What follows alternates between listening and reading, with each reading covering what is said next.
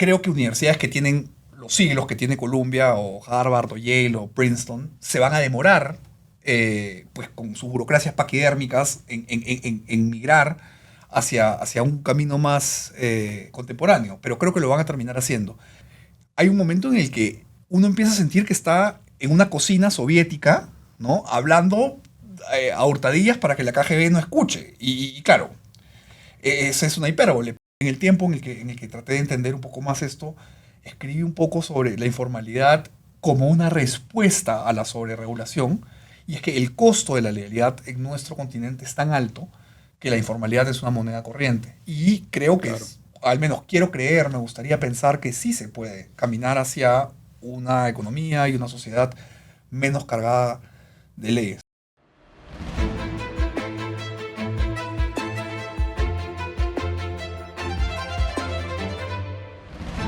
Inconformes, con el doctor Jorge Díaz Cuervo. Mijael Garrido Leca estudió Derecho en la Universidad Católica del Perú. Tiene un Master in International Affairs de la Universidad de Columbia y es candidato a maestro en Economía de la Universidad Francisco Marroquín. Desde 2013 entró al mundo de los medios de comunicación en su país. Fundó los medios Altavoz y El Reporte, de los cuales fue editor en jefe. Fue presentador de televisión de noticias y de política, además de estar a cargo del diario Perú 21. Su ensayo América Latina y el yugo de la ley mágica, independientes pero no libres, obtuvo el segundo lugar en la 15ª edición del concurso de ensayo de Caminos de la Libertad, empresa social de Grupo Salinas. Mijael, bienvenido a la Universidad de la Libertad. Muchas gracias.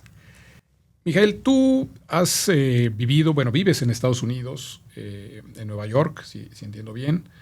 Estudiaste en la Universidad de Columbia. Y en Estados Unidos se está viviendo una situación triste en las universidades en general, pero más preocupante en las universidades de élite, como en tu casa de estudios, en Columbia. Esto que se ha llamado la cultura de la cancelación. ¿Qué está pasando, Mijael? ¿Cómo se vive esto? ¿De dónde viene? ¿Cuál es tu sentir de lo que está pasando allá? Primero, gracias por la invitación. Es un gusto estar acá. Y con respecto a Colombia, creo que la cultura de la cancelación y las expresiones que tiene son un síntoma de algo más profundo, que es una gangrena que creo yo ha infectado las universidades americanas, y creo que en el mundo hay excepciones como esta, pero en general. Y creo que las universidades de élite americanas no solamente hoy se han llevado la parte más gruesa del problema, sino que creo que se originó allí el problema. Y creo que Columbia tuvo un rol importante en ese proceso de deterioro de la libertad de las ideas. Y lo que yo creo que empezó a pasar fue una mezcla, una coyuntura de por lo menos 3 elementos que conjurados han generado un caos en cuanto a la posibilidad de expresar ideas y de debatir ideas. Creo que el primero tiene que ver con las políticas de diversidad, equidad e inclusión, lo que los gringos dicen DEI, ¿no? Diversity, Equity and Inclusion. Luego está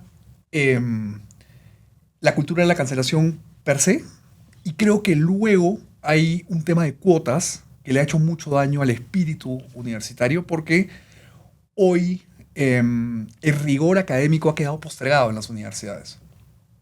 Y de hecho, yo te lo decía antes de empezar a grabar, muy brevemente, pero a mí me tocó estudiar en una universidad en el Perú, en donde el cuerpo general de la universidad tiene, digamos, un patrón de ideas que yo nunca suscribí. Es una universidad progresista y con ideas económicamente de izquierda, mientras que yo siempre he sido más liberal y económicamente de derecha.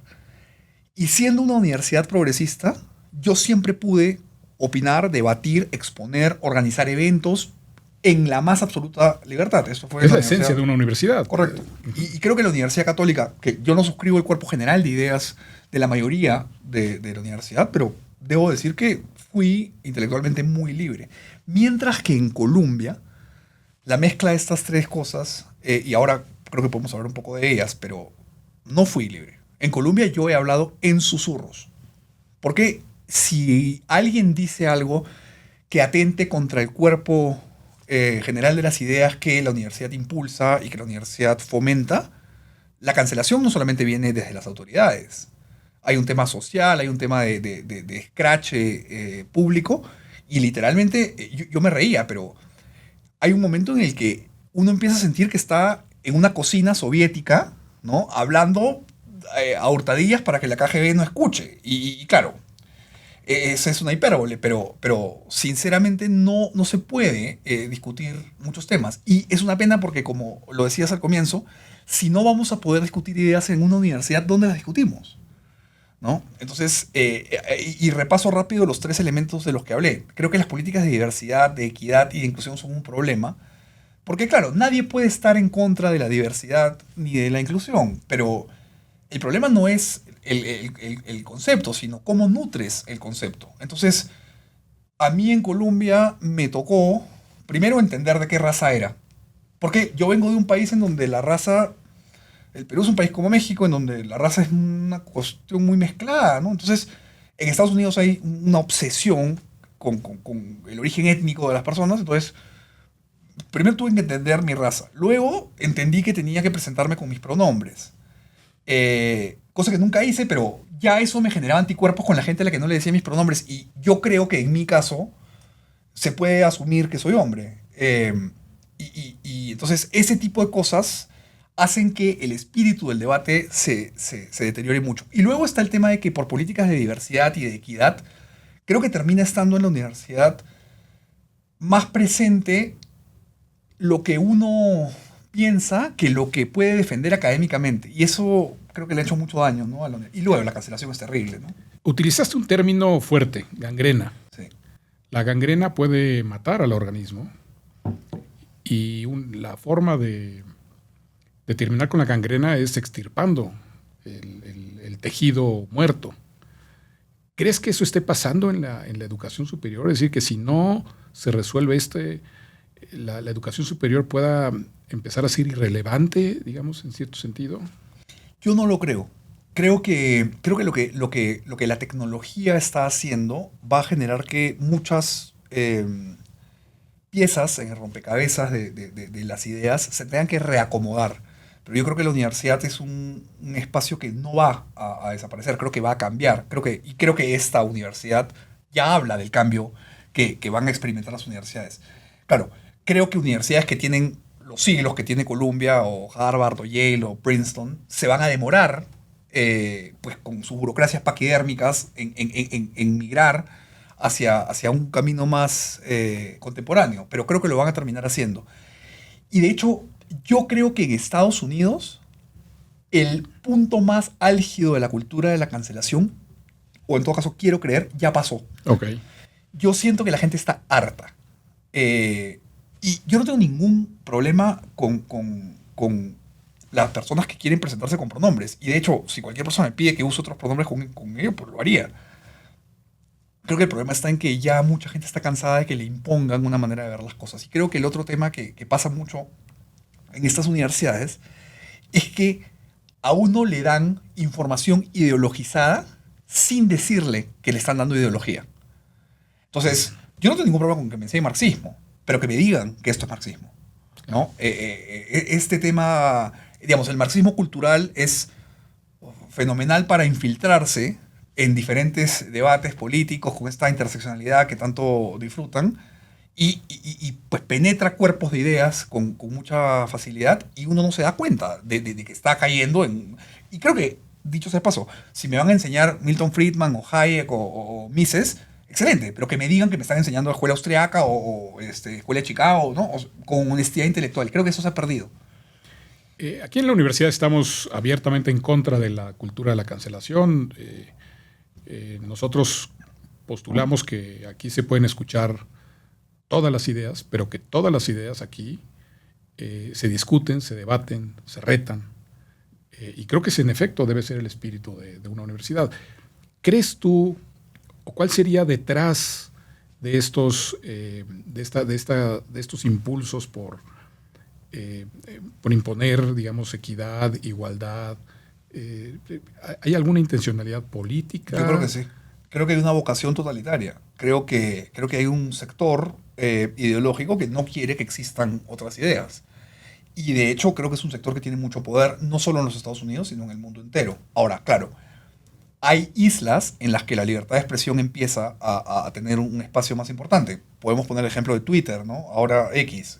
Que, claro, una vez que lo hubo comprado Elon Musk, cambió por completo, digamos, como la receptividad a diferentes ideas. Pero creo que lo que hay es una vocación totalitaria, hay una vocación por censurar a la que no piensa como uno. Y creo que además eso habla de la debilidad de las ideas de quien censura. Y digamos, abriendo el foco, digamos, saliendo un poco de las universidades yendo a nuestras sociedades. Sí. ¿Dónde crees tú que deberían estar, si es que deben existir, los límites a la libertad de expresión? ¿O no debería haber límites a la libertad de expresión? Porque en países como los nuestros también hay de repente pulsos o pulsiones por regular, ¿no? En redes sociales, en los medios públicos. Yo creo que el costo de regular es demasiado alto. Yo no creo que debería haber ningún límite. Claro, está, digamos, la discusión esta sobre el límite a la libertad de expresión siempre tiene como circunscripción final la violencia, ¿no? Porque ahí es, digamos, quienes abogan en favor de la regulación siempre van a tener a la mano el argumento de la violencia, y ahí hay un tema mucho más complejo que sinceramente no es un tema que haya pensado tanto y no soy un experto en la materia, pero si hay una invocación a la violencia, entiendo que ahí hay una situación más sensible. Sin embargo, yo creo que el costo de regular para una sociedad termina siendo siempre más alto, porque además el verbo regular implica tácitamente que hay un regulador. Y un regulador es un burócrata que al final del día está sentado en una mesa, y eso significa que al final del día hay un grupo de burócratas en una mesa decidiendo qué se puede decir. Y claro, nos encantaría pensar que será pues el arcontado ateniense el que va a decidir qué puede uno pensar, pero al final del día terminan siendo 4 gorditos en un sótano. Entonces, prefiero evitar que me digan qué puedo pensar, ¿no? Frédéric Bastiat hace pues como 250 años escribió este texto maravilloso, La Ley, ¿no? Que creo que es más vigente que nunca. Y él sostiene desde entonces, y yo lo creo, que las leyes, el único fin que deben perseguir es la preservación de la vida, de nuestra individualidad, de la libertad y de la propiedad. Y que cualquier ley que opere en contra, que nos restrinja libertades, que restrinja propiedad, que nos expolie, ¿no? de estos valores, deberíamos de rechazarla. En México vivimos en un país sobreregulado.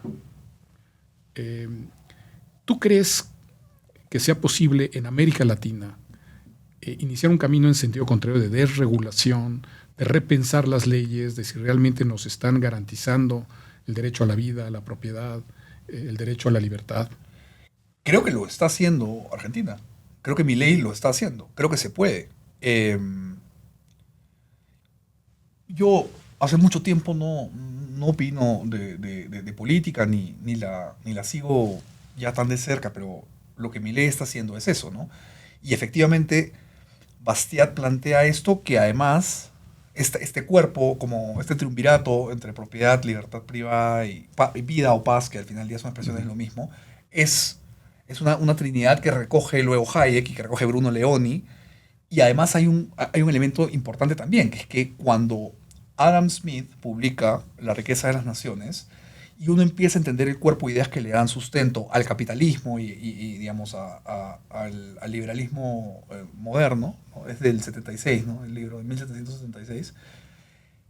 Mucha gente no lee la teoría de los sentimientos morales. Y además, Adam Smith tiene algo en común con Hayek, que es que los dos eran abogados. Cosa que mucha gente se olvida, ¿no? Adam Smith enseñaba en Edimburgo Derecho, ética, ¿no? Era la cátedra de Derecho. Y Hayek era abogado también. Entonces, claro, cualquier ley que vaya más allá de la tutela de estos 3 valores, yo creo que es una ley que termina siendo más costosa que el beneficio que trae. Y claro, si lo llevamos a la economía, una ley que genera un costo marginal más alto que el beneficio que otorga, pues es una ley ineficiente. Ineficiente, no en el sentido paretiano, pero ineficiente al final. Entonces, creo que sí, creo que América Latina ha sido víctima de su propia telaraña. En el tiempo en el que traté de entender un poco más esto, escribí un poco sobre la informalidad como una respuesta a la sobreregulación, y es que el costo de la legalidad en nuestro continente es tan alto que la informalidad es una moneda corriente. Y creo que, Claro. al menos quiero creer, me gustaría pensar que sí se puede caminar hacia una economía y una sociedad menos cargada de leyes. Ahora, ¿cómo hacerlo? Es una respuesta que no tengo y no voy a tener tampoco, ¿no? Creo que es un camino muy largo por recorrer, pero ahí veo algunos ejemplos de cómo se está haciendo al menos, o se están dando los primeros pasos. Ojalá sean pasos exitosos. Yo creo que son pasos necesarios. En el caso de México, quienes pagamos impuestos, que no somos más de la mitad de la población económicamente activa, acabamos pagando al año más del 50% de lo que percibimos en impuestos, porque hay no solo impuesto sobre la renta, hay impuesto al valor agregado, hay impuesto por tener un vehículo, hay impuesto por comprar gasolina, hay impuesto por comprar bebidas alcohólicas, o sea, pero hay estudios que demuestran, uno de ellos de Caminos de la Libertad, que acabamos pagando más del 50% de lo que percibimos en impuestos al Estado mexicano. Es decir, más o menos del 1 de enero al 5 o 6 de julio, todo lo que trabajamos es para el gobierno. Y a partir del 7 de julio ya empezamos a generar para nosotros, ¿no? A ver, yo vengo de un país con una realidad muy semejante. Yo vivo en Nueva York, pero soy peruano. Y el Perú tiene un esquema muy parecido. La informalidad en el Perú es casi el 70%. Y creo que, además de este problema que está clarísimo, hay una segunda derivada del mismo problema, que es que, además, en América Latina, los servicios que recibimos a cambio de este 50% que es expropiatorio, pero los servicios que recibimos son paupérrimos. Exacto. Entonces uno, además, está pagando por algo que no va a consumir. Exacto. Eh, Pagas la educación, pagas la salud, pagas el Tal transporte, cual. pagas todo. Entonces Hasta uno, la seguridad. exacto. Entonces uno termina atrapado en esta maraña burocrática, en donde pues parece el proceso, ¿no? La vida común, el proceso, digo, kafkiano, ¿no?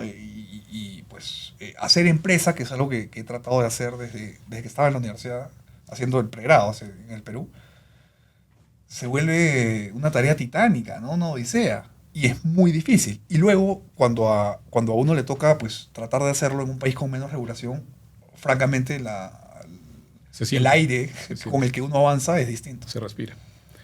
Pues ha sido un gusto tenerte Gusto ha aquí en sido la Universidad de mío la y Libertad. los felicito por el esfuerzo que están haciendo. La verdad que el campus está precioso y siempre es un bálsamo para el alma saber que hay faros para la libertad como este. Bienvenido y ten la certeza de que, a diferencia de Colombia, aquí puedes expresarte con libertad. Me encanta. Muchas gracias. Gracias a ti. Inconformes es producido en la Universidad de la Libertad.